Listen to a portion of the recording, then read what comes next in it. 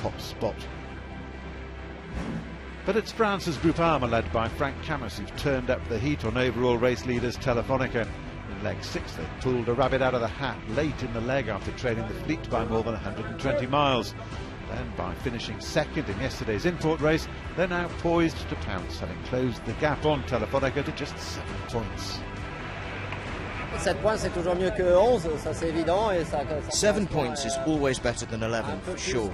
It's a bit more than a one-place difference in an offshore leg. It's very tight before the last 3 legs. That's great. The suspense is still building, and we are still in a very, very good position. I hope it will keep going this way. Telefonica had been enjoying an enviable 11-point lead, but after hitting a mark and being forced to make a penalty turn, the Spanish team came home last yesterday. So suddenly they find themselves facing a fight right to the finish in Galway. All the boats are very close in the overall results. Since the third leg, we've always thought that it could be like that. Now it's important to keep going, not to make any mistakes, and to gain more points to put ourselves in a good position on the last leg, to have a chance of winning the race. Volvo Ocean Racing, powered by Berg, made it 2-leg wins in a row when they powered into Miami from Brazil at the head of the fleet. From a points perspective, their return to form couldn't be better timed, putting Volvo well and truly back in the game. 3's hard to do. Eventually the odds start stacking up against you, but it doesn't mean we're not going to die trying. You know, this is a big leg for the kind of sorting out the overall, and we understand that. We just got to keep doing what we're doing. Nothing special, just keep doing what we're doing, and hopefully things work out for us. Puma fought literally to the finish yesterday, stealing third from arch rivals Camper within metres of the line. Puma comes charging through to leeward of Camper. Puma are going to do the business. They've sailed through to leeward of Camper.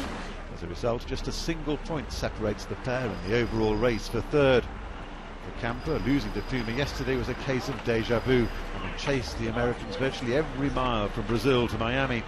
But Chris Nicholson's team remain focused on climbing to first overall, but they need a high finish in the leg to Lisbon to eclipse the current leaders. You want to hit Europe, you know, in full stride. Lots of points once you get to Europe, and it's at a stage of the race where it's difficult on teams. You know, everyone's done a lot of miles, a lot of hours, and you know you can see teams struggling. So it's time to remain solid.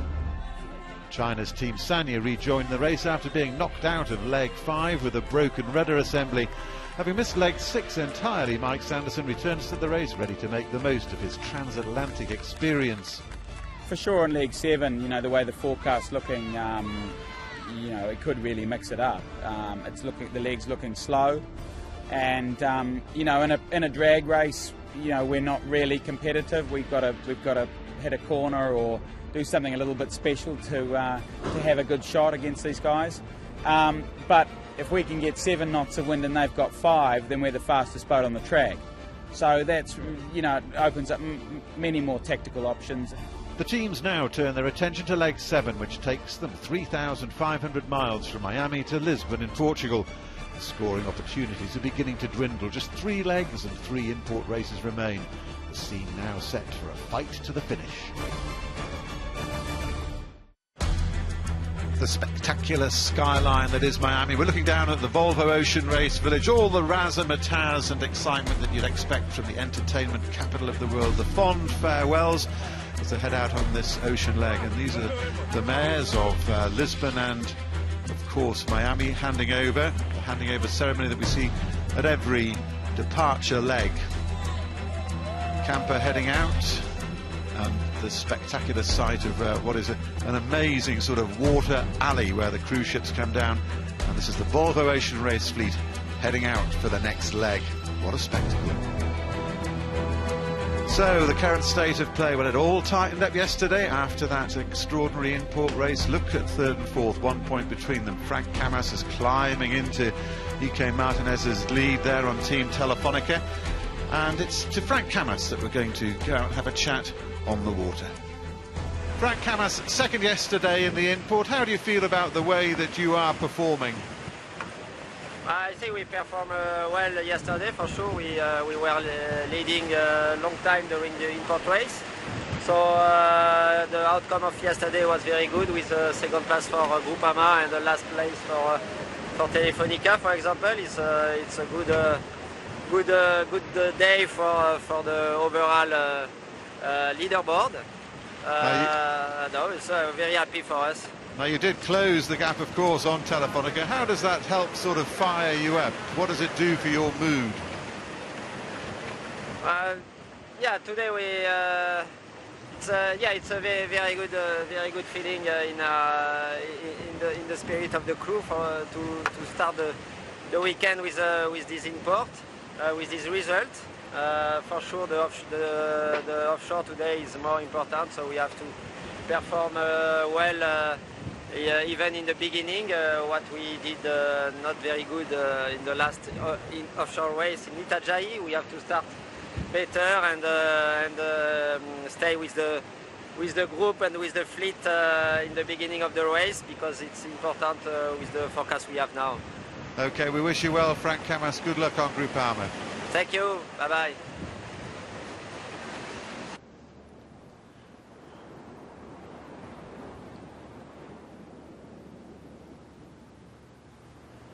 The fired up Frank Camas there on board Groupama as we bring you live coverage of the start of leg 7 of the Volvo Ocean Race to Lisbon. We're coming to you from the EF International Language Centre, which is overlooking South Beach and overlooking the racecourse. In the commentary box with me today, Peter Lester, world champion sailor, who is going to give us a little rundown on the course and the conditions. Peter. Well, the conditions are pretty light. It's the wind's a little bit unstable. But we just go out and have a bit of a look at the course. It's essentially 2 triangles. Start, downwind, around Mark 1, round Mark 2, 3, twice round, and then the boats head off out into the Gulf Stream. And then it becomes quite tricky. Once they're in the Gulf Stream, they need to pick up the weather patterns. Now, the thing to look out for, there's a cyclone developing up there off Savannah, Georgia, just north of Miami. So after about 24, 30 hours, hopping into that little bit of low pressure, then round the top of that big high pressure in mid-Atlantic, and then picking the time to dive across the Atlantic, across to Lisbon. So lots of a very tactical, strategic course for this one, the Volvo Ocean Race, Leg 7. Tricky and intriguing it's going to be. Thanks very much, Peter Lester. Out on the water is our 3-time Volvo Ocean Race veteran, Jerry Kirby. Now, Jerry, you've done the Atlantic a few times. This is going to be an intriguing little run for them, very tricky.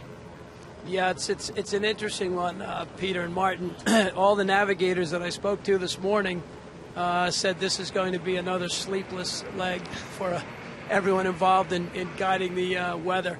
There's 3 systems that they see affecting the route across, but they're all expecting, as Peter said, a relatively just north of Rumline shot straight over to Portugal once they hit that first system. But a lot of potholes on the way.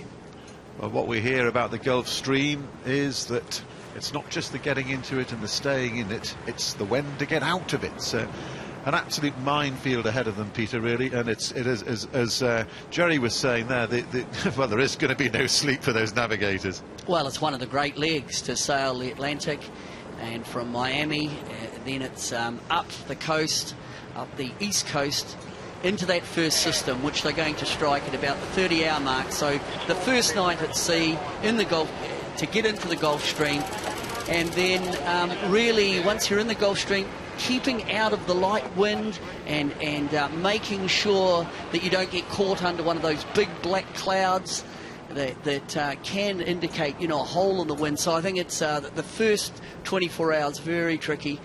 The first part of the race, Martin, this inshore component, really, it's about not getting into trouble, not ripping any gear, not damaging sails, and not getting in a foul situation. Once they clear, Mark 6 and leave Miami, I think that'll be the objective. And as long as you're in touch, I think all teams will be happy.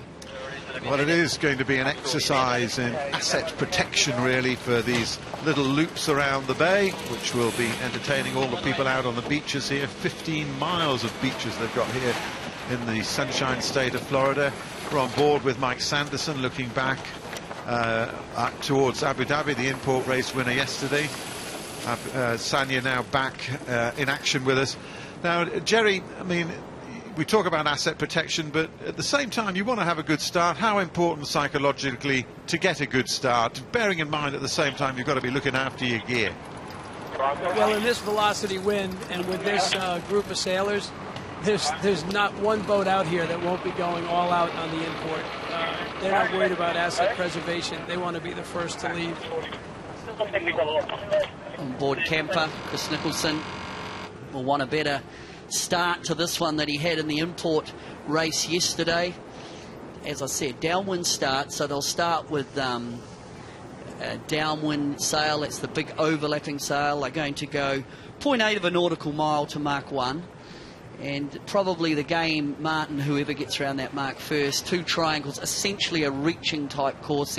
If the wind direction stays at 150, and that's what it was earlier, there won't be any upwind work, so it'll just be 2 triangles around the bay. But I think a feature, and we saw it yesterday, very, very unstable and very light early in the day, and this there's no establishing of the sea breezes yet, and we can see the sails are just really, they've got no pressure in them at all at the moment. Well, we've just got the wind direction there, Jerry, from Pete, but what about this? Is there anything to measure? Is there any? Can you give us any knots? Yeah, I mean, it was interesting. Earlier we had 8 to 9 knots, and a lot of that breeze was down on the water. It looked like it would be a good pressure to start the race in. Right now it's really dropping off, so whoever gets this first mark under their belt should look pretty good. But after yesterday's race, I don't think I want to place any bets on first to last. You're a very wise man. Keep your wallet in your pocket there, because it is going to be a little bit of a lottery here. Inside a minute now to the start. Jerry, which end would you fancy if you had to pick one? Honestly, the benefit of the pin end is that you're the weather boat. You can roll the boats to leeward. But if a guy can stick his nose out on the other side, you know, the low boat can get ahead. He'll hold that inside advantage going into that bottom mark. 30 to the start. Yeah, not much to go. Coming up, 25 to go. Telefonica and Camper down the leeward end. We've got Puma midline, Abu Dhabi to windward of that. Mike Sanderson and Sanya runs the risk of being locked out at that windward end by Groupama. So coming down to 12 seconds to go. Again, it's Telefonica at that leeward end who are looking good. They've got 8 seconds to burn before they go over the line. As we come up to the gun, this is leg 7, and it's a clear start for the fleet. And who's looking strong? I think Telefonica, Puma, and again Abu Dhabi coming off the line at pace. And Sanya are going to be able to squeeze in at that windward end. Martin, they're all clear and on their way. How did you see it, Jerry? I think it's, you know, obviously Iker Martinez is thinking about the short run and holding that inside position. So if he can stay as the low boat, inside boat, and keep his nose clean, he'll look good. But right now, Abu Dhabi and Groupama and Puma are making a move on that position. Slow boat from China. That's Sanya at the moment. Everybody not really trying to hunt for a bit of breeze and hunting for space. And this is Ian Walker on Abu Dhabi. They do like these conditions. Yes, they do, and they do like flat water, and that's what we've got. Ian Walker looks like he's in dinghy mode, just edging the boat, using the pressure as the pressure builds on the sheet on the Jenica. And it's Abu Dhabi, the black boat just under Groupama. She looks strong, very strong. Now the leeward boats, especially Camper, they run the risk there of getting rolled and being in turbulent wind. They don't look very pressed up on board Camper. And just to ahead of them, Telefonica. Martin, I think Telefonica, Iker Martinez has done a pretty good job. I think he still has clear wind. Well, he'll be smarting from that yesterday, that error where he hit the mark and they ended up coming in last. I mean, that's last place on the 2 of the imports, and they're not having the best of runs really. And sometimes you've got to somehow try and battle back, Jerry. I mean, how do you know, having come last yesterday, you want to prove a point, you've got to do well, but it's not that easy to regroup, surely. Oh, I think, you know, that Telefonica group is really, you know, with Andrew Cape and Xabi Anika, Pepe Ribas, that's a solid team. I think you're going to see them right back at the front of the pack on this Transatlantic. It'll be a great battle. for all 6 boats, the 2 spoilers and the 4 that have a shot to win it. Well, it's looking good on Telefonica at the moment. They started in the pin, in pressure. They've got good clear air. I'm just looking at Kemper's code 0, and it does look pressed up in the leading edge, so that would perhaps mean that they're not being affected at this time by those windward boats. It's only 0.8 of a nautical mile to this first mark, so it's a pretty short leg, and being such a short leg, it will be very good for the leeward boat, which is Telefonica. You can see how Puma has been affected by being rolled by Group Armour. Puma's parked up, and they run the risk up there of being also overtaken by Sanya. We're just looking there, Jerry, at a high helicopter shot before of the whole fleet. Whereabouts are you situated, and what are you seeing? We're directly behind Abu Dhabi, and as we talked about, Ica Martinez set up to be that low boat holding the inside, and the pressure started coming from the outside, so the outside boats made a move, but the pressure's even across the fleet, and Telefonica's in a nice position right now.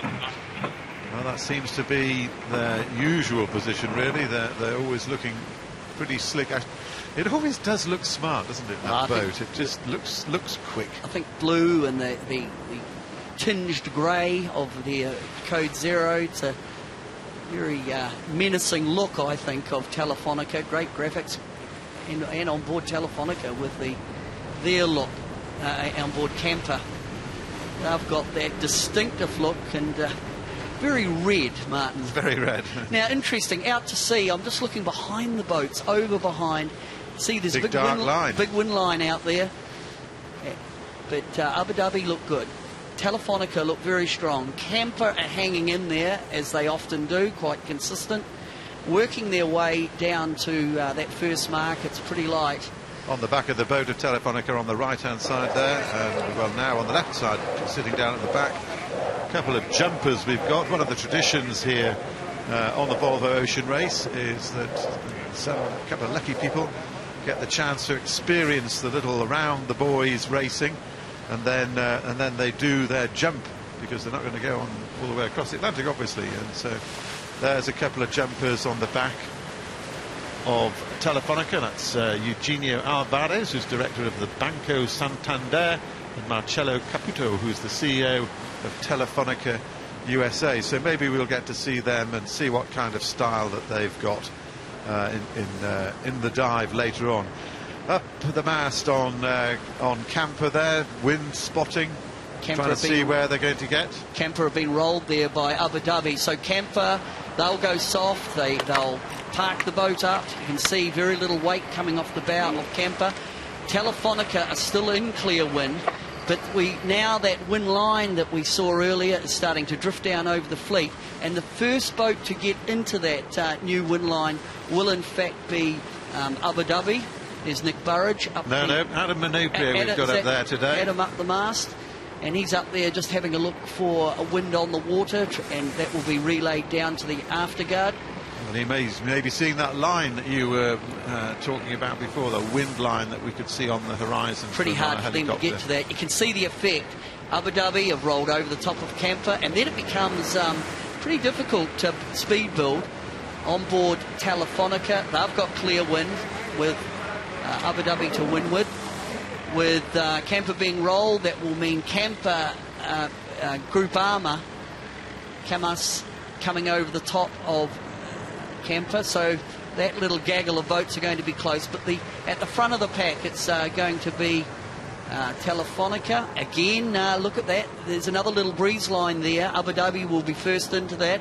Might be enough for Abu Dhabi to roll over Telefonica. And look at the bow, Martin, the angle of the bow. Telefonica trying to speed build and bow up, not so much wash coming up the bow. Abu Dhabi have got a good roll on. I would expect Abu Dhabi to roll round the bow of Telefonica, and it's just a matter of whether they can get enough push forward to be strong enough to get round this first mark in that leading position. Well, that's Justin Slattery grinding there on board Abu Dhabi, and his face tells that picture that Jerry was describing, and it is that they're furiously competitive whatever happens. Jerry. Yeah, no, that's Abu Dhabi did a nice job. I think Telefonica really worked out of that low position, but as you said, that pressure got down to Abu Dhabi, and just a little bit of boat speed, they got to roll over Telefonica. It's going to be an interesting little triangle. So coming into the first mark, it's Abu Dhabi. They have shown, again, very good speed on the first leg. Abu Dhabi rolled over the top of Telefonica. So Abu Dhabi in Walker leads as they furl up the code 0 to come around the mark. And that sail will be deployed again after the mark. They'll be followed in by Telefonica. Telefonica will be happy about that, to be clear of the gaggle behind. They won't be so happy about being rolled, but as long as they keep in contact. Then behind them you've got Group Armour, and Camper really paid quite heavily getting rolled down that first leg. A little bit of an issue here with the... Did the sheet get caught there? It does look that way. Let's have a look, see. Oh, this is going to be pricey. It's just hard to speed build if the sheet gets caught up. Doesn't seem to be a lot of panic there, Martin. Well, it looked like it hooked onto another sail, didn't it, on the foredeck there? Yeah, a bit of a slow trim up. Next round, Group Armour. Then it will be Camper, then Sanya, and Puma. More pressure coming as that wind line is coming in, and again it could be the leading boats will be into that first, so they'll extend. Rich getting richer as ever, and it has to be said, Puma, with your boy on board, your boy Rome, the youngest sailor in the fleet at 22, Jerry, they're not having the happiest time. Well, you know, it's funny. Kenny said to me the other day, they're just not used to prosperity. So I think, you know, for them to actually start in first place would be something they wouldn't know about. But he said, all we care about is how we finish. Fair point. Wind line there. If we look, we're heading back to the start-finish line here, right back to Mark II. We're on the second leg now. I would expect the boats in the lead to actually jump away a little bit here when they get into that new wind line. As we look at Camper coming into Mark I, Sanya, just on their transom. So Camper are not round the mark yet, and then they'll have to make a course alteration coming up.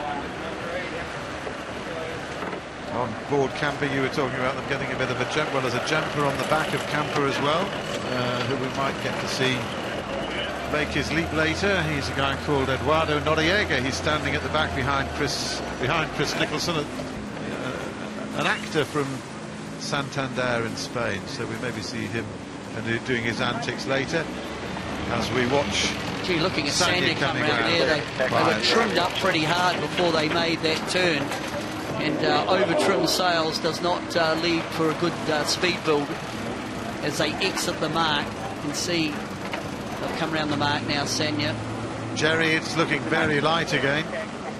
It's light, but it's steady. And I got to say, you know, being right up close, watching all the boats round, the crew work on Abu Dhabi is unbelievable. They've got some great guys on that boat. Craig Soderwade, Rob Greenhalgh, you know, Justin Slattery. They look very smooth. They did a nice roll around that mark, powered their jib up, and they're stretching. They just look good. Yeah, Ian Walker was paying his crew big compliments, as we heard earlier on that import race yesterday, and repeating it now. They do like these conditions, and they can shine when it's the flat water and in these very light airs. Ian Walker doing a nice job leading the fleet, and here is Puma trailing in a fairly grim state right at the very back. I think this will be a case of the rich getting richer here, looking at the more pressure up the track. The darker colour on the water just indicates more wind. So I'd expect Abu Dhabi to establish a nice lead here, and then it will just snowball back. Telefonica will get in and extend over Group Armour, and I would expect Group Armour to extend on Camper as Puma come round the mark. They just came round a little bit more ease than that we experienced with Sanya. But look at the speed differences there. You can tell it by the wash coming off the bow. We look at Abu Dhabi. Well, she's into that breeze. She's into the breeze and off. Adam Minoprio up the mast. There's Cameron Dunn up the mast on. So Minoprio's up the mast on Camper. Cameron Dunn up the mast, looking for wind on the water on And we Sanya. can see it. You can see that wind line Well, there's two actually. Of them, really. There's a nice little puff at the mark, and then it looks like another mile or so out to sea. There's even more pressure coming, so that will play a part as we look at Abu Dhabi. Heading back towards Mark 2, which will be an orange inflatable mark.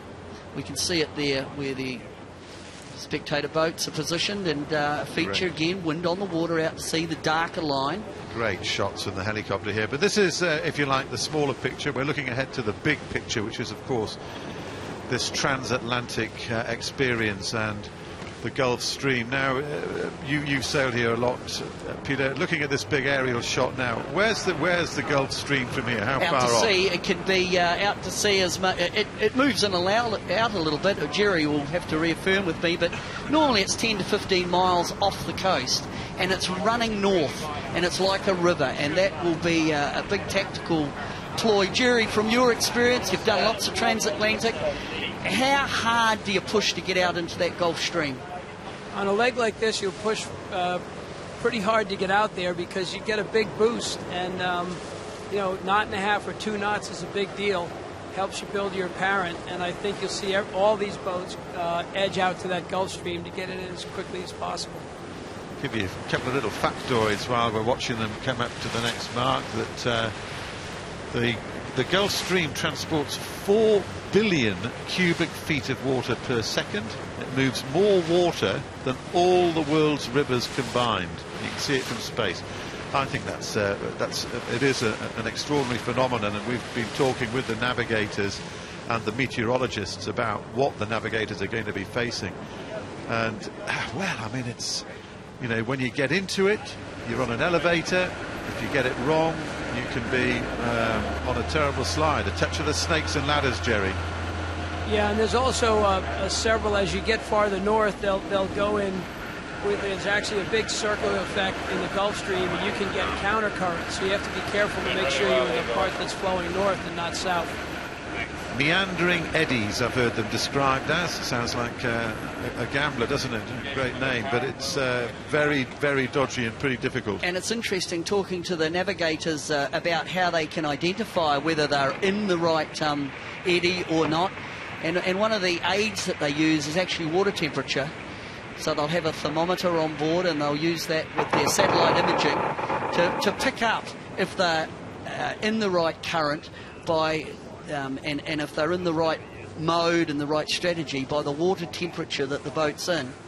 So they monitor the temperature along with monitoring of course the weather maps, and I gather, or what I'm told, is this little low pressure cyclone not that far north of Miami, more up towards Georgia, Savannah, could be really one of the first gates in the race that the team will try and jump onto that low pressure and then run up the coast in the Gulf Stream.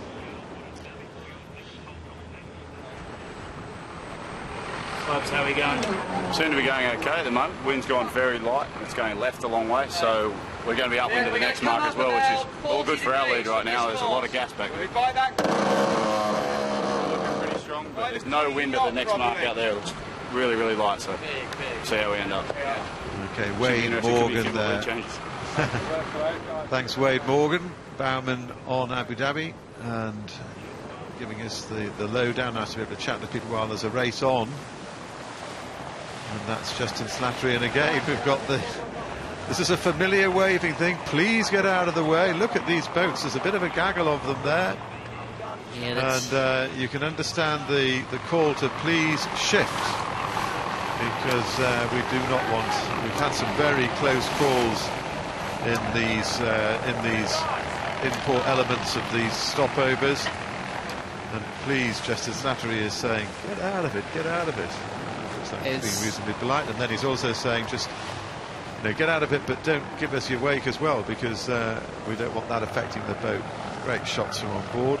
It's around Mark 2. Abu Dhabi, Dana, the media man on board there, giving us those images, and now back with the helicopter, looking back at the great skyline of Miami, and We were talking before about water temperature. There's the jumpers in the back, and we know that it's almost like a little bit soupy out there. It'll be nice and warm for them when they land. And it is, we know, pretty hot out there. It's we're sitting in our little air-conditioned box, but they'll be feeling the heat in more ways than one out on this Volvo Ocean Race fleet as they head out on leg 7 with this long haul to Lisbon in Portugal ahead of them. Now, Jerry, what we saw in the last leg was a lot of these boats sailing very, very close together. What, from your observations, do you think they'll have learned from each other? Because it was fascinating for them to be within sight of each other for such a long time. Well, you know, talking to all the guys on the other boats, you know, it doesn't matter if it's Telefonica, Groupama, Camper, Puma, they've spent a lot of time staring at each other day after day, and they've been making adjustments as they do that. It's almost like two-boat testing. So they all feel that there's very little in boat speed from boat to boat. So I think you'll see these guys stay together, and you know, it's going to be like a one design race across the Atlantic. Peter, what is there to be learned in a situation like that? I mean, Jerry's alluded to the fact that they've been looking at each other and they've been making observations. What are they seeing? Well, yeah, it's mode. One is sail selection. So if you're sailing in the same sort of conditions over a period of time, you can look at the opposition and see what they're using, and we can see there that's a code 0. And it might be that another boat's got a different sail on, an A1 or an A2. And then coupled with that, the moding of the boat. What angle are they sailing at? What target speed are they sailing at? And these little incremental tuning changes can make a huge difference over time. And I'm sure, I have no doubt that the fleet will be a faster fleet now than when they left Alicante all those months ago.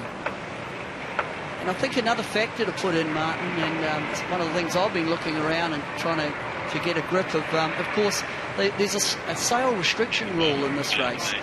And I think any teams that have got some sails left, for this leg, they might start off with some new sails. You can only have a restricted amount of sails on board. If you've got some sail buttons left, it's like, how do you use your resources? Because one thing I can guarantee you, and I'm sure Jerry would affirm, is that new sails are faster than old sails. So if there are boats that, especially in that first 4, that have got some new sails available, either in this leg or in the next leg, that could be a big player in the game as it unfolds later, and they'll finish in Galway.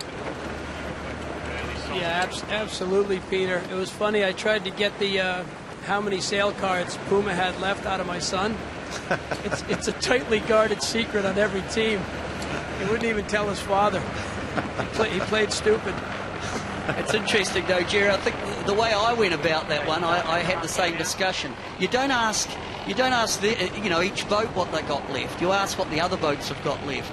And from my research, I'm told that Puma had 2 cards left going into this leg, and Camper had 2 left. And one of the interesting ones that I did hear, and I don't know if you heard it or not, is that maybe Telefonica haven't got any left. Now, we'll just have to watch how that all unfolds. Well, it's going to be absolutely fascinating, and I think we're looking at Camper. We think they maybe got 2 little bullets left for them, but we might have a quick word with somebody on board there once they come around the mark. Here we are on board. It's Andrew McLean tidying up. Hey, Martin and Peter, there's a little bit of a wind shift going on. I have a feeling by the time they get to that top mark, we're going to see a little compression, and possibly by the next bottom mark, it may be a little bit like yesterday. Position changes may start to happen. Now, Jerry, just looking up the course, they've got 1.4 nautical miles to Mark 3. Looking at it on virtual and just looking at the boats, they look like they're hard on the wind. I don't think they're laying Mark 3, are they?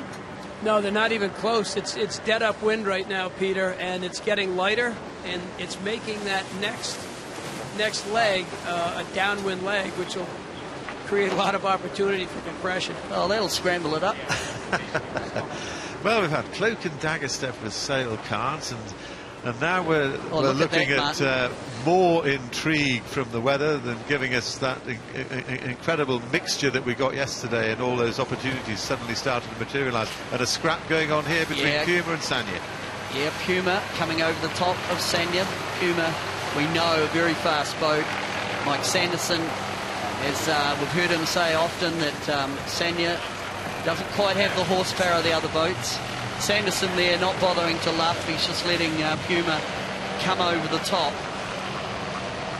Very light here, but I was interested, I mean, while this goes on, and it will be Puma who will be ahead at Mark 2 of Sanya, but looking out to sea, Martin, we had a big glassy spot. The leading boat, which was Abu Dhabi, was down to leeward. The trailing boats had all gauged up to windward. We'll come back to that, I'm sure, but Puma have rolled over the top of Sanya as they come into their second mark. Very little wind at that marker. What are you seeing on the water, Jerry? Because it's looking weird at the moment. Yeah, it's very light, and actually out where Abu Dhabi is, the breeze seems to be dropping, and the breeze is more to the left of Abu Dhabi and Camper. It's a big header. So I just think we'll have to stand by. It's dead upwind to the next mark, and then obviously you've got a downwind leg where it could see some lead changes. This is good by our boys in the control room. If you go to the heli shot, and if we are lucky, we might pan out to sea after looking at Sanya coming around the mark. I think on the horizon, and probably we can see it better than you, Jerry, I'm seeing a distinct black line out to sea. Yeah, Peter, if pressure fills in from out there, then everything will be status quo. The boats, they'll start to stretch on the boats behind. And Sanya, gee, isn't it expensive when you get rolled? Sanya got rolled right on the mark by Puma, and they were in gassed, turbulent wind, and these boats, quite difficult to get a speed build. So Sanya now around Mark 2. Yeah, doing it tough, I'm afraid. Let's have a look out to sea there, Martin. Sea Mark 3. This is 1.4 nautical miles. And we've got Abu Dhabi with pretty solid lead. But what it has done, it's let the inside boats, or the trailing boats, get on the inside of Abu Dhabi. And depending what happens with the wind that is still trying to come in from a sea breeze direction, or from a more of an easterly direction, that will play an effect. It looks like Camper might have tacked away, which is interesting as we look at virtual. Wow, it's glassy. But there's that line you're talking about. Now, is that wind or is it the Gulf Stream? Let's ask Jerry. Jerry, we can see a distinct line just ahead of Abu Dhabi. Is that breeze or Gulf Stream? It's hard to tell. I'm at the water level. I would say it's a good chance it's the edge of the stream, because down here I'm hearing that stream's only 5 miles out. So, until I don't see pressure on the water, but I do see that line out, and it could be Gulf Stream. Well, Jerry, I can explain it to you. It looks flat on the right-hand side. It looks decidedly bumpy on the left-hand side when we look at the shot. We're on board Abu Dhabi at the moment, and it's a distinct different colour. And along the border of the line, it looks like there's frothy water or a different turbulence in the water. Does that explain that it might be the stream? Very good. Looks like Gulf Stream, smells like Gulf Stream, must be the Gulf Stream. So there we go. It is. I mean, if it is, it's just a. It's a line of seaweed. It is a line of. We're looking at an aerial shot, Jerry, and there's a really clear line of seaweed just floating just close to the surface, and that's Justin Slattery looking back, hollering at Ian Walker, whatever his observations are. You don't want to get that stuff wrapped around your foils, that's for sure. I think it's very fine. It's like a seagrass. But, Jerry, if they do get into the Gulf Stream, Abu Dhabi first, would you expect them to start tracking from right to left as they get a push? Maybe we've lost Jerry for a minute. Jerry's not quite with us, but Martin, that's Look what at that there. But that's what I'd expect. I think if this is the Gulf Stream, and I think it is, we're going to see They'll just take off up like on an elevator. They get into the river, and then they will they'll gain bearing from right to left. Look at you can see they're just in front of the boat. This is what an extraordinary phenomenon. Well, this is fantastic that we've been lucky enough to see this. But look at the difference, and it's like a border, isn't it? It's like a wall.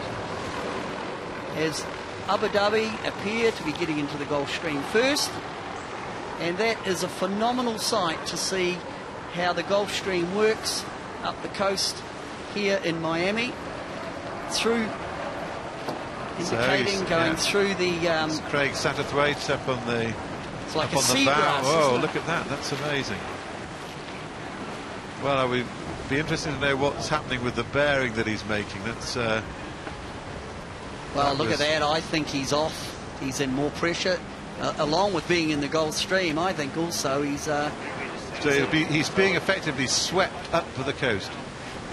We're off. We're in the current. We're going that way. Problem's going to be probably getting back down. It's a very distinct line we're probably in, and we're not on the current. And with the wind as well, it pushes it into the wind, so it makes it windier, and it's all a big game for us. Wade Morgan explains it all. A big gain for us, he's saying. It's all good, isn't it, for Abu Dhabi? And look at that. Look at the difference between the angle that they're sailing. They're in more pressure. They're in the Gulf Stream, and they are off. Well, that's phenomenal. Jerry, are you back with us? Yeah, can you guys hear me now? Yeah, we can. I mean, what an amazing sight. I mean, just extraordinary. Yeah, well, that's a phenomenon of the Gulf Stream. It does two things. It helps build apparent wind speed, even if the wind's not there. That the current will help accelerate wind over the sails, make the boat faster. Make the boat faster, Jay. We're looking at virtual. They're doing thick end of 10 knots. They're doing double the speed of anybody else. Although Camper looks to have been on a bit of a roll there, on 6 knots plus. Yeah, but Camper attacked away, and of course I think for Abu Dhabi, it's the first boat into the stream. They get more apparent wind. They get the effect, extraordinary. And they are amazing. Up and off. This will be. But the only downside is, of course, they've got to come back inside the Gulf Stream. So, now, Jerry, what happens there? Right now, all the benefits, they're in it and the others aren't. What happens when they come back down towards the bottom of the course again? Well, when they get off the escalator, they're going to have to make sure they don't trip.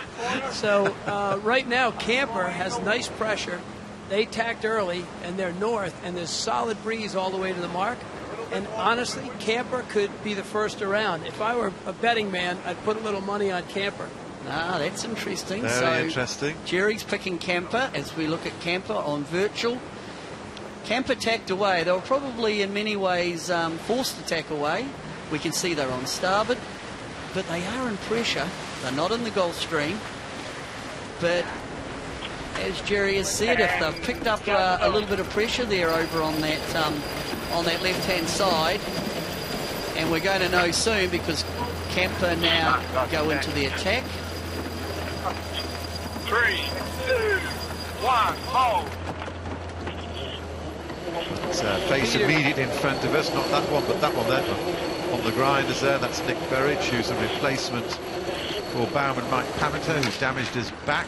So Nick Burridge stepping in on board Camper, and well, I mean, it looks like they might be doing reasonably well where they are now. I think we've got Ian Walker, and we'll be heading back. We're still on board with Camper. That's Stu Bannatyne looking under the code 0, looking under the sail to see where the opposition is. He's looking at angle, just trying to judge, well, what's our angle, what's our pressure like in relation to the fleet. And what's going to be interesting, though, Martin, is they're going to come around this mark, and remember, they're in the Gulf Stream, they're being swept north. They've actually got to get back down in towards the beach, and you run the risk of actually having to punch current to get back, as we look at Groupama with their huge code 0. Amazing the range of these sails. Almost looks like a bit of a cruise there, doesn't it, with enjoying the sun up on the bow. Full court press. So, this is Brad Marsh up on the bow, and he's calling them in, and they're into it now. That is extraordinary. So they go through the seaweed line. They on board Groupama, this shot from up the rig, one of the remote controlled cameras. Yeah, fantastic. Peter and Martin, I still think you're right. Abu Dhabi is just looking super strong out there in the stream. Yeah, they're just in the stream and they're bouncing along. They've got a little bit more wind. They've got the effect of the stream, which speeds the whole boat up. Apparent wind comes forward, which generates more power out of the sail plan. On board Abu Dhabi, we can see they will be getting set up for the downwind leg. So Ian Walker just capitalising on good first leg, rolled over the top of Telefonica. They've extended, they were first into the Gulf Stream, and we can distinctly see where the transition from the Gulf Stream to the beach side is. Wow, it's just a different look, isn't it, Mark? It's extraordinary. It's great. Jerry, we were looking at that really defined line between the Gulf Stream and what happens inside that line? Because yesterday you were talking about using the current being close into shore. I mean, is it a sort of reverse eddy? How do you read that? How do you read that current inshore? Yeah, you do get some reverse. As a matter of fact, I was talking to Mike Topa. He was out in his boat in Fort Lauderdale this morning, and there was actually a southerly flow as a countercurrent. So you've got to be careful, like you said, to make sure you're a northerly flow. And right now, Abu Dhabi has that in spades, and it's just like when you're at the airport and you're on that the sliding escalator, the flat one, and you seem to blow by all the people that are dragging their bags on the non-moving sidewalk. On board now, looking down on from that spreader camera again. That's Frank Camas at the helm there. Got a nice little bit of pace on now. And well, that's Camper certainly closed it up a little bit with Telefonica. Yeah, Camper, that little tack they took over to the left has played out for Camper. They got back at Telefonica. I must say, Jerry, it's unusual looking at these boats using a code 0 upwind.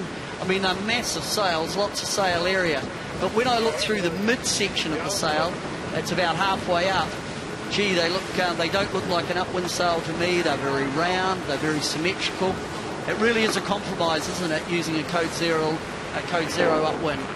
It's a compromise, and putting this sort of pressure, with a standard jib, you'd be parked in the water. You'd have no chance to develop any sort of apparent wind speed. It's amazing how, with their limitation of sails on board, they can adapt and use a sail like Code 0, which they got on there now. It's essentially a downwind sail, but through being able to sheet the sail differently and optimise and figure out how to use the sail, they can actually use it as an upwind sail. And it's a compromise that works. It means the boat will generate power. It will generate forward action, and we've seen downwind sails being used upwind. And Abu Dhabi have used that to their great effect. They're approaching Mark 3. They're going to come around this mark and then head back down to the start-finish area. Sorry, they're going to go over to the Mark 1, which is the first mark that they went to, so it's like a triangle, remember. It's still pretty light. It's pretty light, it's pretty slow going, and we're going to be lucky to get to the end of these laps before we have to go off the air here to our television audience, and before they actually get out onto the leg proper. And we've already seen the Gulf Stream and how extraordinary it is. But Jerry, you've crossed the Atlantic plenty of times. I mean, you know, there are all kinds of rides you could have. How would be your sort of, as we watch Abu Dhabi going around the mark here, what would be your analysis of what a transatlantic crossing can be like? Well, first off, you never get across without paying some sort of dues. There's no such thing, whether it's a calm or a nuclear storm. So looking at the weather, talking to the navigators, they've got a a very southerly route relative to other North Atlantic races and crossings. But there's 3 systems that they'll have to work the bottom side of to one transition zone after another. It'll be a hard race. It doesn't look like they'll have huge downwind conditions, but the race has just started, and typically what you're talking about today with the Transatlantic will change 3 days from now. So stand by. Stand by again. I mean, I think we know that it's going to be stressful they call it life at the extreme. It's going to be stressful at the extreme, that's for sure. It's interesting. You see there the transition from the Gulf Stream to the inshore. It's right on the mark. Rougher water where Groupama is the Gulf Stream, pushing the boats to the left. Then immediately they jump off that elevator where Abu Dhabi was positioned. We're on board Groupama. Kamas will be pretty happy, I think, again with a good start. He's leading the boats that he needs to lead. Martin, one thing I think about this leg is really there will be boats out of that top 4 who can win this race that could sail their way out of winning the race, and there will be others that will arrive into Lisbon with still a chance to win. So this is a huge leg in terms of the strategy that will be employed over the next 10 or 12 days. Strategy and surely a touch of the lottery, do you think, Jerry? Because there's got to be some luck in there. You can have all the techno whiz stuff that you like, but you've got to make that pick. And how do you do that? Spinning a coin. Do you feel there is some luck in this leg? I would say relative to other legs, there's less luck in the Transatlantic than others because the weather is a little easier to predict. You don't have the doldrums or cloud that will stop your progress. It's really going to be a navigator's race where you put your boat in a good transition. You navigate 3 different low pressure systems, and whoever does the best job in the transition zones will win this leg. And would you expect that we're going to see a lot of lead changes in this? That somebody's going to get it right for a while and then run out of puff, and then somebody will come in from a different direction? Well, the way this race has gone, it's hard to say. It's been one of the most exciting Volvos ever. And given the fact that it doesn't look like there's any boat breaking conditions, I think you'll have 6 boats very close together the whole way across. It's set up for an amazing couple of weeks, isn't it? Oh, it is. For both for them and for us. Yeah, it is, and for everyone that's following the Volvo Ocean Race, this could be the one that really will sort it out. Who in the first division with a chance of winning. I think this is an absolute crucial race, a crucial leg of the Volvo Ocean Race. In my word, this team, Telefonica, who have led from Alicante, they're under the pump. They look very dominant early on, but Groupama, there who's in shot, they've put them under the pump. Puma have come back. Camper are ever consistent, so we'll just see who comes up with the smarts on this leg. Interesting concepts there. I don't know what sort of sports psychology you're into, Jerry, but you've got Puma been on a bit of a roll the last 2 legs. Camper, as Peter was saying, being consistent. Telefonica being squeezed. How do you reckon that sometimes affects the way that decisions are made and the way that you go about making decisions when there are so many big decisions that are going to have to be made now? Like without a doubt, a team with momentum will make confident decisions. But I look at all these teams. Including Abu Dhabi, Jules Salter. He's won this race before. Great navigator. Ian. Every single boat they're champions. They're all guys that have won this race, won the America's Cup, won Olympic medals. So there's not a lot of guys who will fret about making their decisions. I think it's just going to be. You make your decision, you stand by it, and hope it goes your way. No weaknesses, really, Peter. No, it'll be really who can really just come up with the good strategy, the big picture strategy, I think, for this Transatlantic. As Telefonica come round the marker, Camper will be next, and fascinating next few days for the Volvo Ocean Race. Okay, well, we're going to be coming off the television side of this coverage for you fairly shortly, in a couple of minutes, and but we will be able to, you will be able to follow this on VolvoOceanRace.com. We're going to be staying on air as long as we can keep up the links, as we have done at all the stopovers, and sometimes it can go out for quite a long time. Other times we tend to lose it, so we'll just see how we get on with the links. So, Jerry, a final word from you from Miami here as we watch the round, the boys' race finally sort of drawing to a close, and the head off on this absolutely crucial transatlantic run. Well, I think right now it's been nice to see the boat sail around Miami, but I'd say check in 24 hours when they hit that first transition zone, and you'll see 6 boats right next to each other.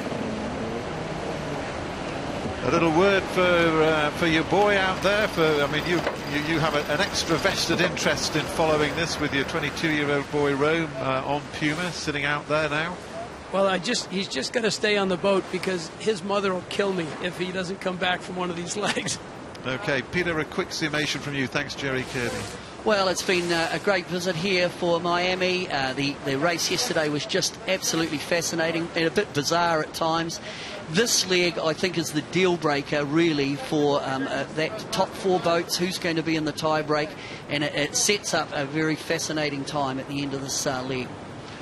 So the sailors slot back into their routines this evening, back on board, and we re-engage with our computers on land, and we'll be tracking their moves in what promises to be a tricky and intriguing leg.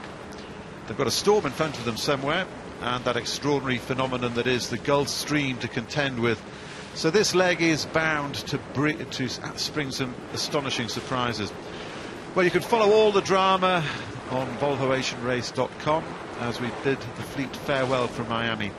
Fair winds and safe sailing to these guys, and we wish you a goodbye from the Sunshine State of Florida and the Volvo Ocean Race.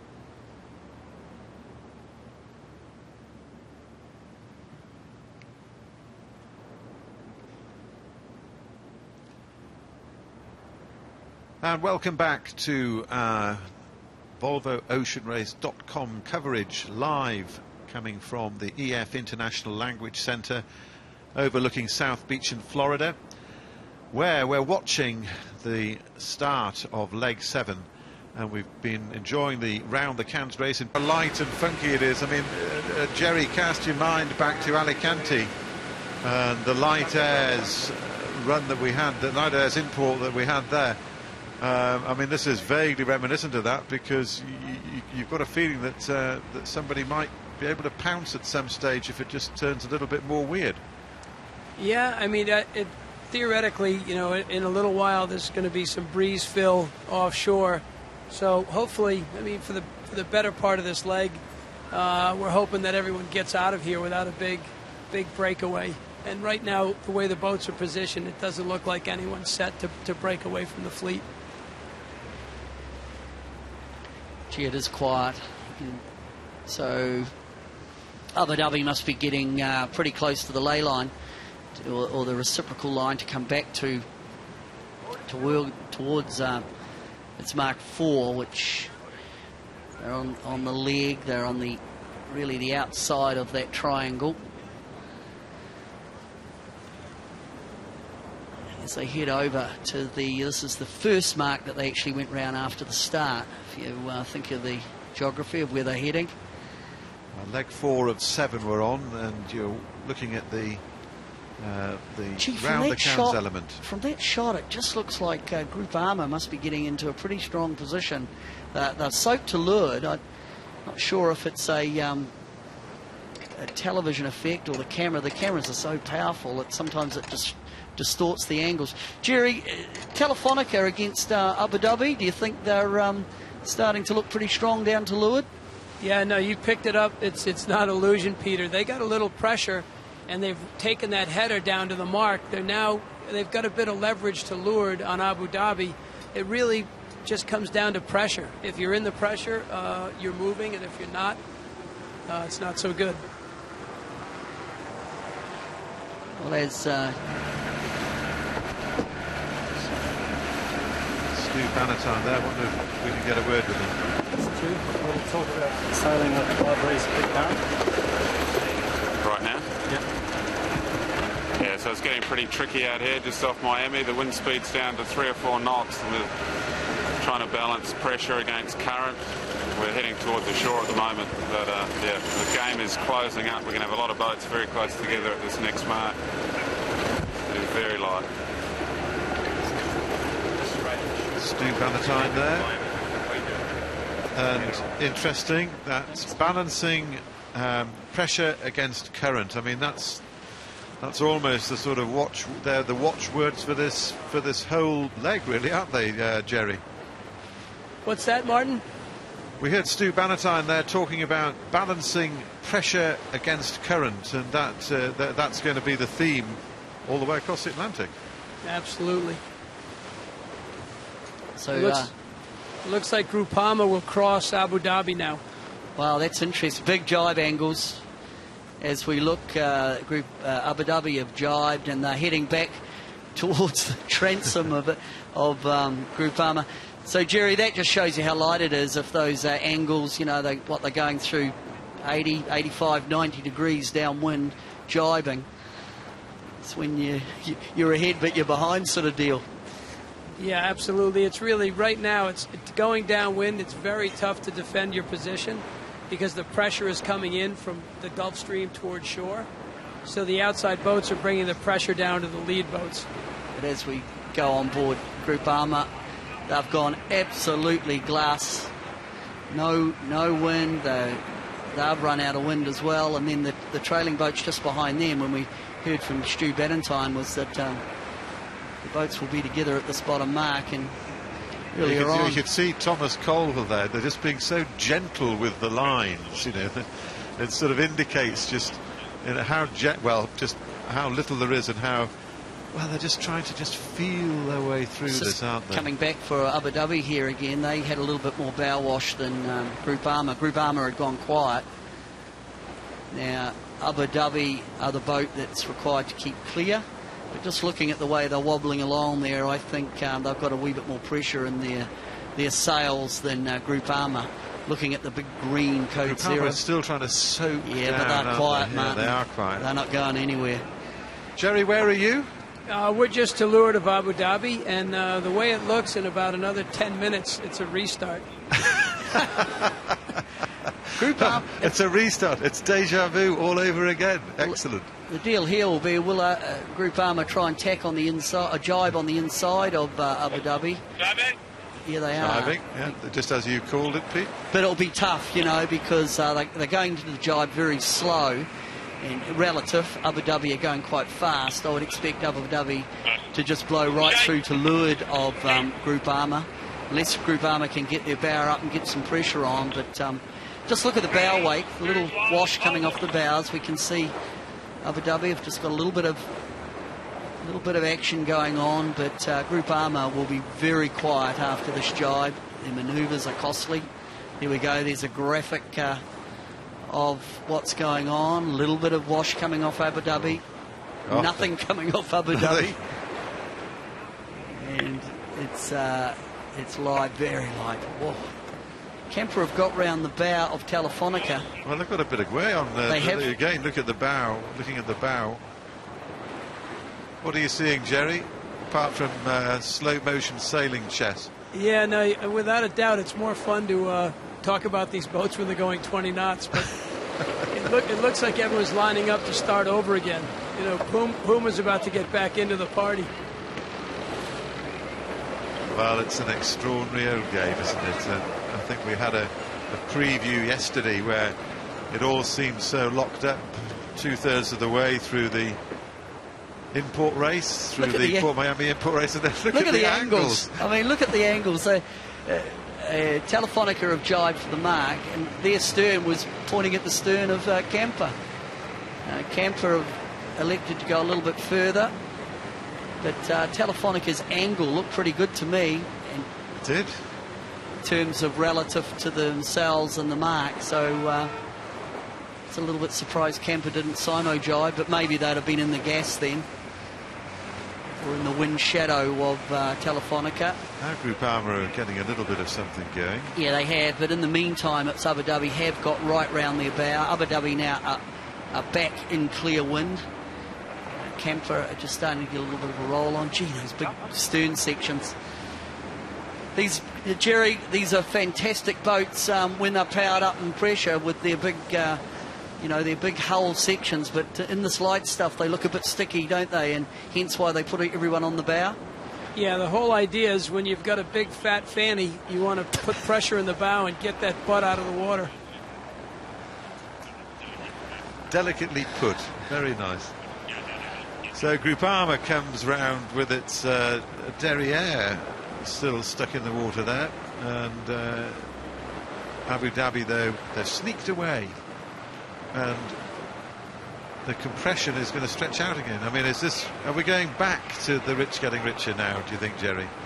Yeah, I mean, they're on pressure right now, but there's not much pressure up the course, so I think what will happen is they'll sail into a little lighter breeze, and the boats behind will compress, and then we'll have to wait for the next wave of breeze to come down. What's gone wrong with Camper? They were doing quite a nice job, and then suddenly they're out of touch again. That was costly. Group Armour, Telefonica jibed on the ley line. Camper looked like they'd rolled round the outside of Telefonica, but it is a long way round the outside when you're jibing through 80, 85, 90 degrees. So although Camper were bow forward, they probably weren't enough by the time you do that big radius of turn to be ahead.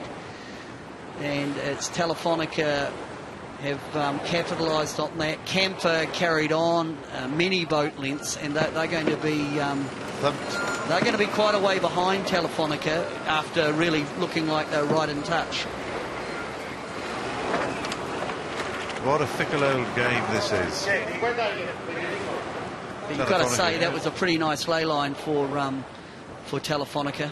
They do call them, don't they? Yeah. Well, I think it's that dingy background and good strategic, navigational, tactical decision coming into that bottom mark. In the context of the league, it probably means not a lot. But in terms of the decision making, the short game, again, it's what you'd expect from a team at this level. So the boats now are around that mark. They're heading back towards the start-finish line area.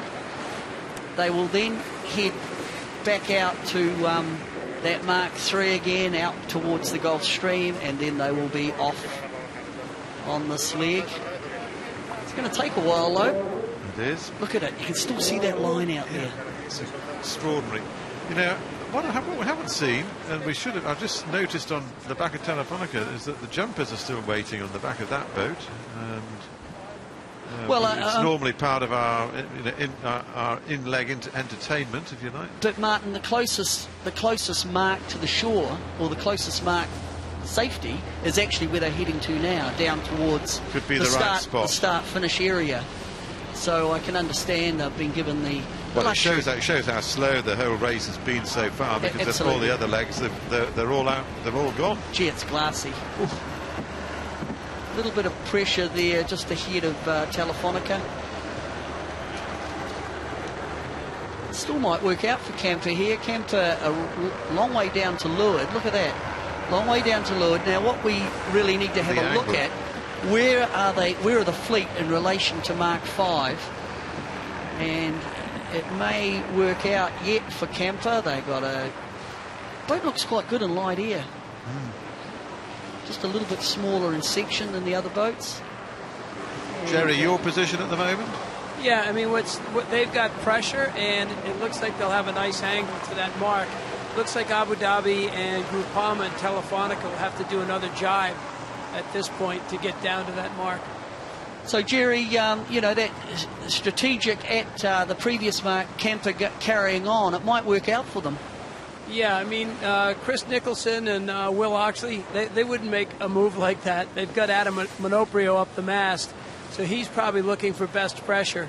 You know, they're the only guys that have had a wind spotter up, and it looks to be might pay a dividend on this leg. Well, it looks, you know, we're looking at Camper right on the transom. It looks like Camper have got a good angle, good pressure, and again, it's about it's that real balance, isn't it? There's the short game, and that's what we saw with Telefonica and Camper coming into that mark, and then there's the longer game, setting themselves up in the longer, you know, for the move ahead. It might be a 20-minute strategy, or Jerry, looking ahead, you might have a 2 or 3 day strategy. Yeah, well, I think also Nico and the guys on the Camper boat, after, you know, they got the short reminder less than 24 hours ago how costly it is to add another jibe in or another tack. So I think they said, hey, let's just go deep and try and get the ley line at one shot. Well, this is the waterborne chess unfolding in front of us, and you know how difficult is this? I mean, this is our view from South Beach, and this is where we are in the EF International School. We can see the beach from the building that we're operating out of now, and that's the Volvo Ocean fleet. What a great spectator fleet! We haven't actually talked about them much. And that's showing a substantial following. That is really quite something. Martin, I'll put a question to you here. We've got a question come in. What kind of communication does Jerry use out in the water? Because it's crystal clear, even though he's out there off Miami. A viewer would like to know. You know more about this than I do. Wait a minute, that's a technical question. How does it all work? Well, Jerry is operating off one of our camera boats. I think he's operating with Shane Smart, who's one of the crack hot camera operators that we're lucky to have on the Volvo Ocean Race. And now, wait a minute, are we about to have a jumper here? No, I don't think so yet. But no, so he's operating Jerry's. Well, you can describe your situation better than we can, Jerry. You're sitting there with a microphone and your headphones on next to Shane. Yeah, I look like I'm listening to my iPod, and Shane's actually working. Now, I've got a fuzzy microphone and a headset on, and I listen to YouTube, which is really entertaining. And Shane, world famous America's Cup, Volvo Ocean Race, great photographer. He's giving you all those great on the water shots. But sure, the technology means that the audio, that there they are. We just saw the I'm not sure which one that is. Is that where are you Shane, at the moment, are you right Jerry? next to Camper? Jerry, are you in that camera boat just next door to Camper? We're just to weather of Senya right now. Oh no, that's Frank Vizers. He's another of these experts. So he's a star. You'll love that. Okay, let's go back to where are you, Jerry? Which boat are you next to? Right now we're down covering Senya. All right. Okay, so I hope that answers that viewer's question. That the technology that's bringing it off is. I don't want to lay myself open to being put wrong here, but it's line of sight microwave. So camera link and the sound links come off the boat. Line of sight, they come up to the top of where we've got our links on the roof of the EF International Language Centre on Collins Avenue, the famous Collins Avenue in Miami. And this is where we're saying that, you know, we'll stick with them as long as we can, as long as they're in range. And then once they go out of range, of course, then all the onboard stuff comes to us. What a great shot. Adam Minoprio up the rig, calling the wind on the water. And he has a communication that he can, just a headset and a microphone, he can talk back down to Stu Bannatyne or Chris Nicholson. Or Will Oxley, the sort of out there. So that's and the technology for this is an incredible America's Cup stuff. America's Cup cameras. Well, actually, the cameras they're really interesting because that helicopter, the camera on the helicopter, I think is a Cineflex, or no, it's not. I think it's a Fleur, if I remember rightly. It's a Fleur lens is the make, and it's really originally military and sort of space age technology. Which gives you an incredibly stable shot and astonishing focal length and all the rest. That was a good little donut there, Martin, for Fleur. No, I think it is. I'm pretty sure it is a Fleur that we're looking down now on board Puma.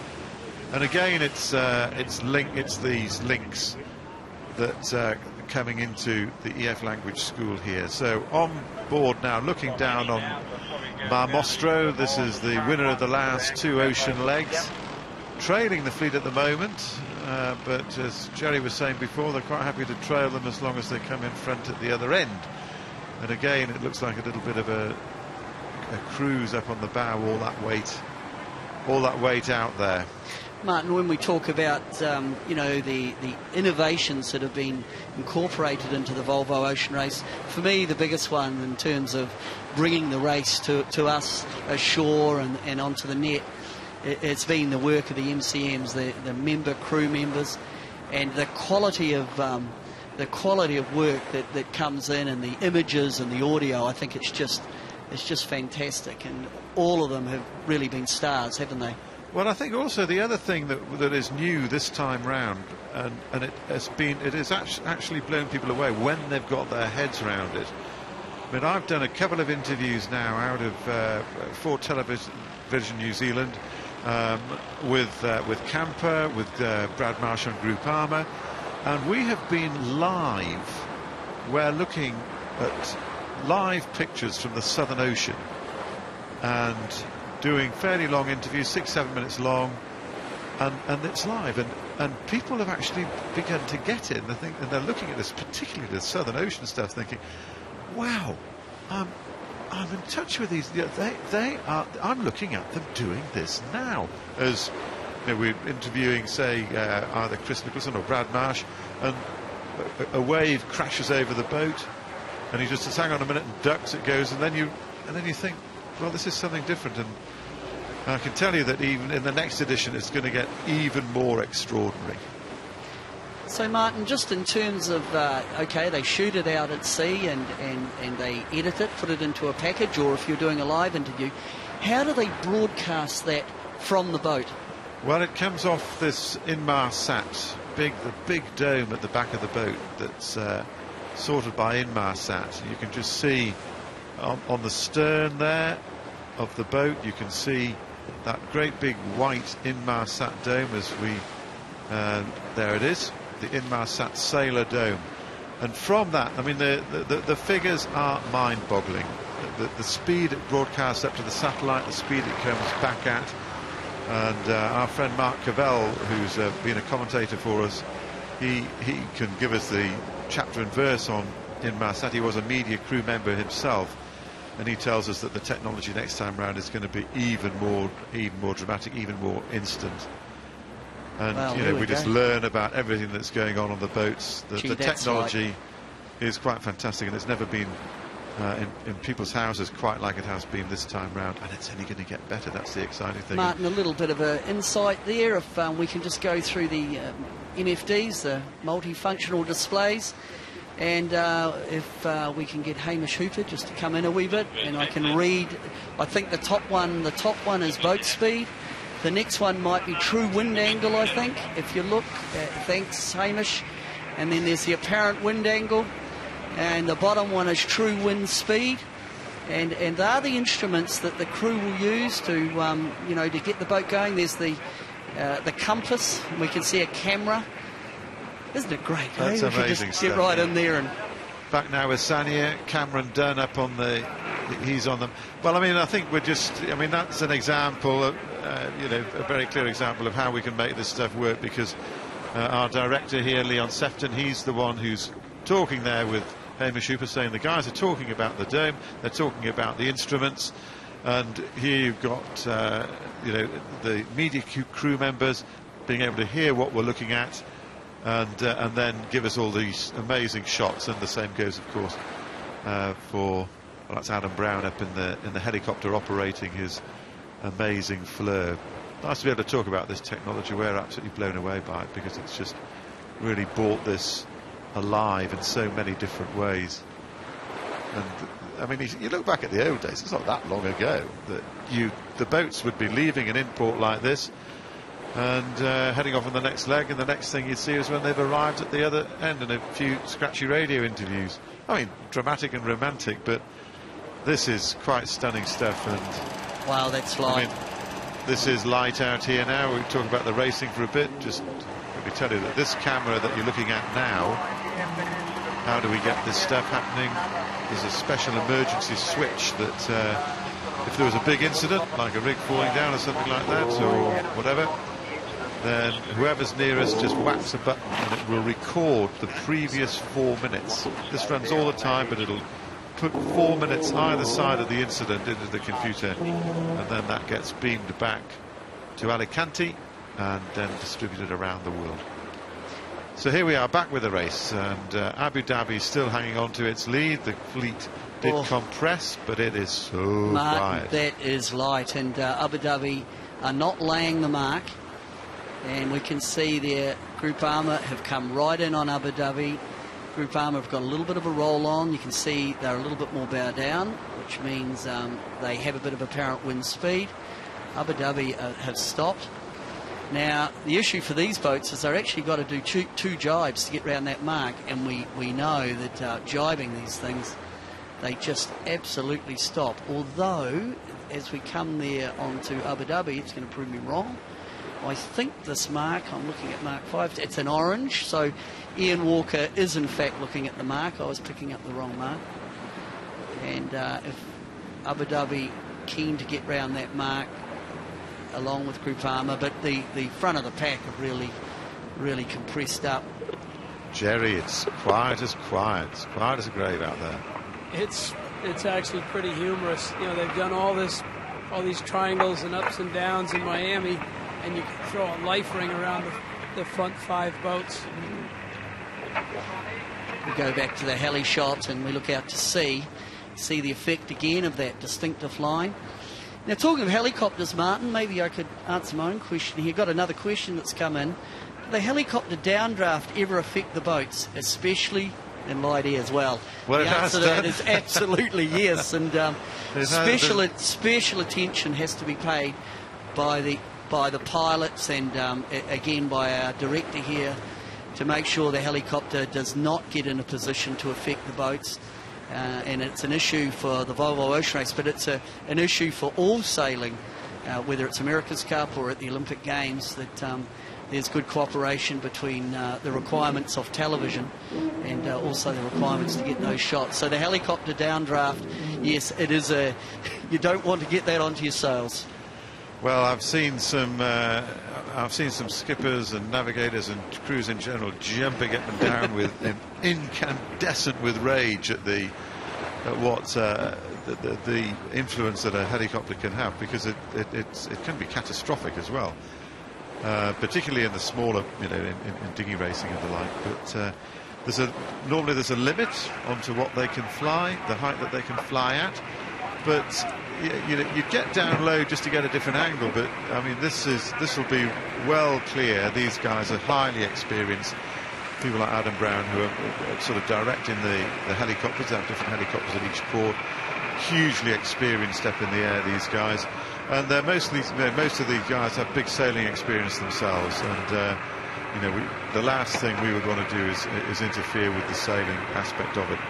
But I mean, when you see a helicopter real low, like, you know, 30 meters above the water, then the turbulence that they create is quite phenomenal. And I would imagine, Jerry, at some stage when you've been up on the bow in all your ocean racing experience, you might have shaken a not so friendly fist at a errant helicopter pilot. You know, it's one of those things where I really believe that nobody pays attention anyway, so I was pretty mellow about the helicopter guys. It was because the skipper's always waving the hardest. Right now, as these guys head out, this looks like the first boat to the Gulf Stream might get a little jump on the rest of the fleet. Jeez, it's so quiet. Telefonica, looks like Telefonica and Camper are still right back together. Now, a real good example here, Martin, of a short-term game, long-term game. Remember at the previous mark, it was Telefonica. They got a beautiful ley line. They got round the mark, and we were giving, you know, bouquet for that the short game. For Camper, it looked like they'd given away a lot of distance, but obviously the afterguard on Camper were thinking of the next mark ahead, and the next mark ahead is the orange mark, and it looks like at that angle, and I'm sure Will Oxley, as the navigator there, will have had a say in that.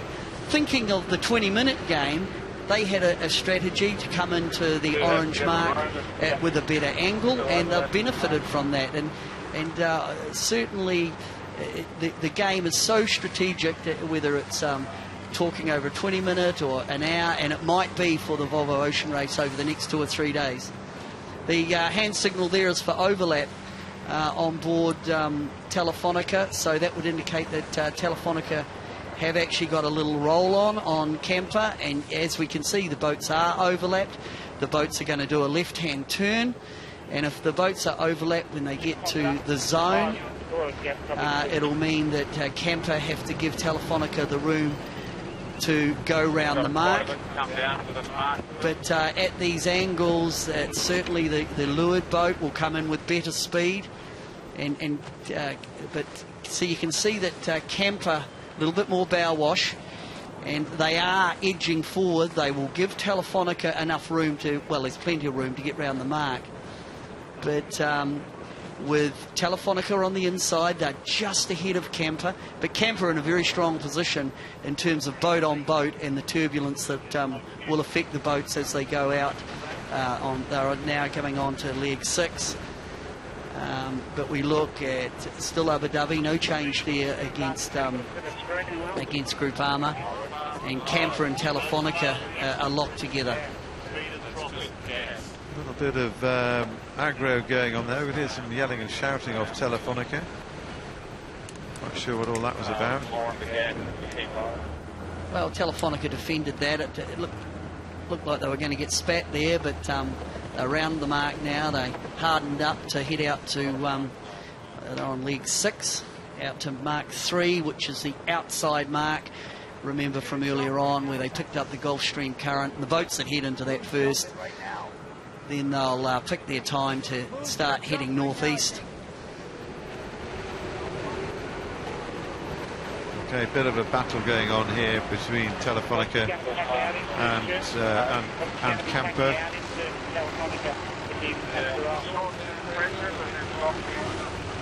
Different angles, hugely different angles here. I think this will get quite strong here for Camper. Oh, there's a jumper.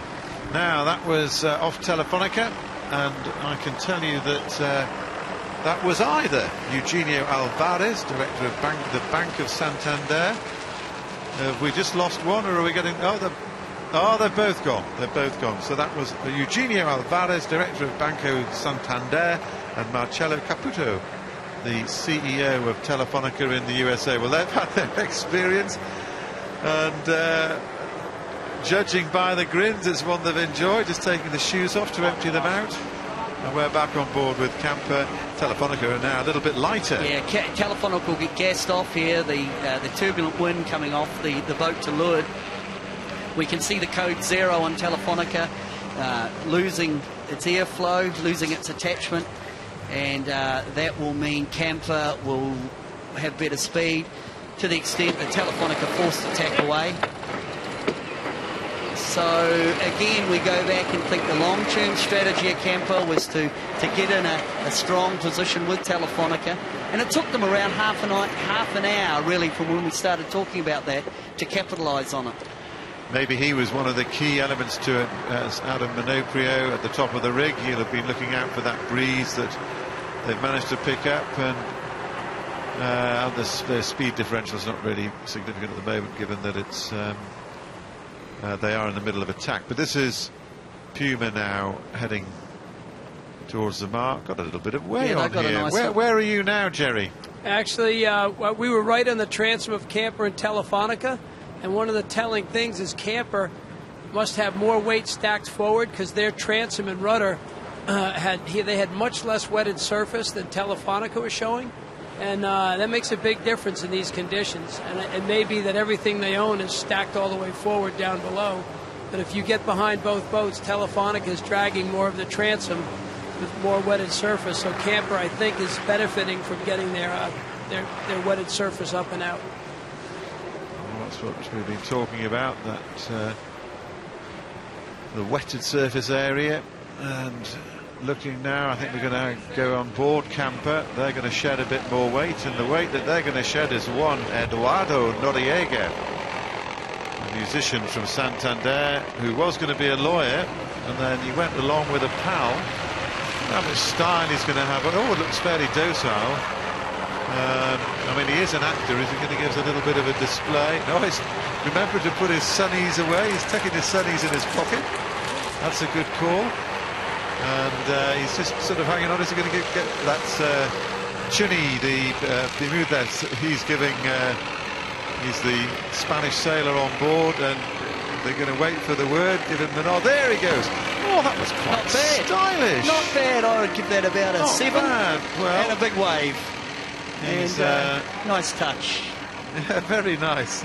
Always got a bit of a swim to do. Very good. Right, so there are some kilos lighter on board camper now, and they've also, that's a distraction gone. I was saying that the jumper there, he was going to be a lawyer, and he went on to an audition with a pal and ended up being an actor with a huge following. 42 movies he's been in, apparently. He's just at the back of that shot there, he's just getting on board the camper rib. See Chris Nicholson there, earpiece, and he's talking to he'd be talking to Adam Minoprio up the rig in terms of the communication on board, all ever so important. As Sanya now look to come round the mark. Sanya certainly one of the older generation. It's the only older generation boat. It did the previous Volvo Ocean Race. And Mike Sanderson will be looking for an opportunity in these very light conditions. The next 24 hours will be pretty light for these boats. Then we'd expect them to get into, there's a little bit of a cold front, a little bit of the beginning of a cyclone further north. And it'll be interesting to watch how that develops over the next 36 hours. Okay, so the situation at the moment, as I understand it, is that we lost many of our viewers with the broadcast disappeared about half an hour ago, but some of them elected to stay with us, but they're now going. We've run out of satellite time for them. So we wish those viewers who've been with us on the television in various places around the world where your satellite stayed at, that thanks very much indeed for watching. Hope you've enjoyed what you've seen of the start of leg 7 of the Volvo Ocean Race in Hawaii. We'll be continuing in Miami. We'll be continuing our broadcast on volvooceanrace.com. But for those of you who are leaving us now, we wish you farewell, and we hope you enjoy the web coverage of this fascinating race and what's going to be a fascinating leg. Goodbye from us here in the Sunshine State.